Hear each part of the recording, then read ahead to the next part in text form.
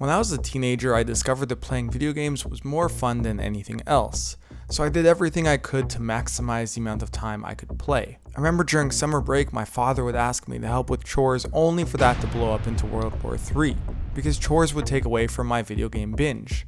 I guess I should take a moment to just say sorry, Dad.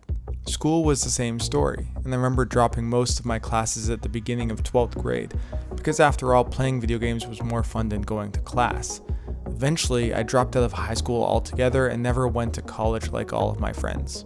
Naturally, if I wasn't going to school, I should get a job, but getting a job didn't seem as much fun as playing video games, so instead, I pretended to have jobs and deceived my family. One of the genius ideas I had was to pretend to have a job at an internet cafe, so while my parents thought I was working, I was really just gaming all night long. Gaming didn't just impact my productivity, it also impacted my relationships. I remember one relationship in particular, my girlfriend and I were about to move in together when we got into a really big fight.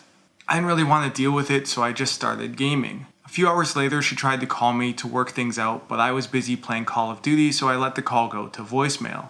After I was done gaming, I tried to give her a call back, but she didn't pick up. And the next day, a box of my things was left at my front door. The relationship was over. And that's not the first time or the last time that I chose gaming over one of my relationships. Eventually I hit rock bottom and I needed to make a change. And there's one change I made that really made the biggest difference of them all. I decided to stop gaming. The reason I stopped gaming was simple.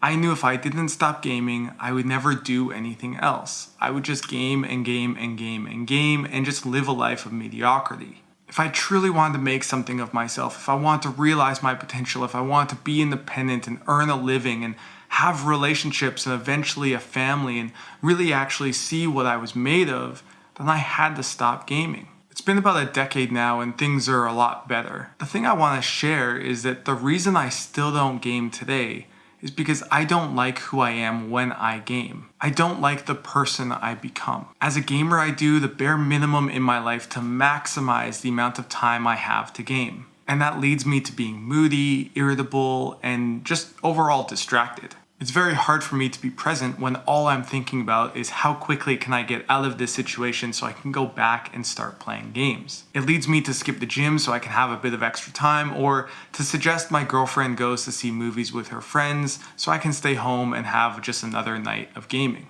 Ultimately, the question you have to ask yourself is, does gaming serve you? For some of you watching this, you're able to play in moderation and, in that case, maybe gaming does serve you.